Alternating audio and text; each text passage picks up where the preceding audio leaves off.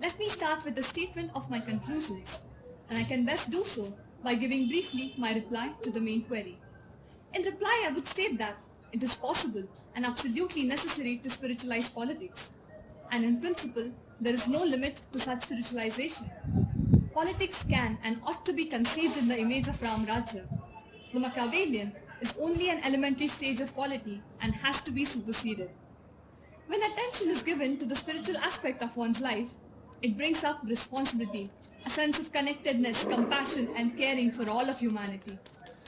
It is a concept which relates to everything concerning human life, and spirituality is its very base. Spirituality upholds and sustains life, breaking down the narrow boundaries of caste, creed, religion, and nationality.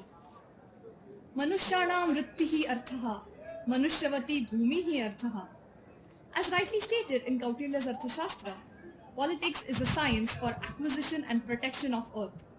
In its true nature, politics is to care for all people equally, regardless of the difference in caste, religion, ideologies, or nationality. What we have witnessed over the past few decades in the form of governance is nothing more than a created illusion in the name of politics.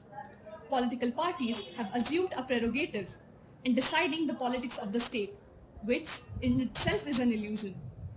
When all values are cast in political form and all hopes are directed towards political solutions, believed to be on the verge of realization, politics becomes the supreme religion of this age, propagating its myth of the solution for all social problems, in spite the inability of politics to deal with good or evil personal character, or meaning and quality of life. Now clearly, political parties can do some good, but much harm. They cannot create a good society nor a new paradise on earth. Political change is coercive change, not moral transformation. Political power cannot regenerate men, and hence, all too often, politics becomes an art of turning a working society into a disaster. Today's politics gives the individuals within the state an illusion of freedom by having a sense of effectual participation. It would be absurd to deny the importance of politics, but it is also very dangerous to overrate it. Modern men believe earnestly that their hope of salvation is in and through politics, through the state. As a result, capture of state in order to institute their plan of salvation is an urgent matter to many men and their political institutions. You see, when a political vision offers total explanation for the world, it becomes an ideology, and all ideologies contain totalitarian elements. Politics is content to make do with the existing state of society and to conciliate with whatever interests that are currently there. Ideology, however, attempts to remake not only government but education, art, industry, even domestic and private affections.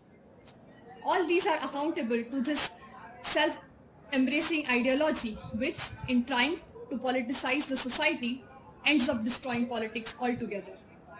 When political parties are stuck to their party ideology, they start placing the interest of their party above the interest of the nation. We cannot afford to have such a divided polity in a multi-party democracy like India. Therefore, we require spirituality to boost both morality and human values as they must go hand in hand. I most certainly believe that one must cross the threshold of politics to see the divine. Already much time is wasted in mudslinging and undoing the work of others. India will shine truly when political parties honor and complement each other, and politics will no longer be seen or talked about in any negative way. To make that possible, we need to spiritualize politics, socialize business, and secularize religion. As divide of spirituality, politics breeds corruption.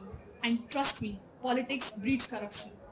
Hence, ethics, in its spirit, need to be inculcated, cultivated, and nurtured in politics, business, faith-based organizations, and civic society. When all these four institutions are harmonized on the basis of spiritualization, then my friends, it will definitely make a great difference in this coming century. Thank you.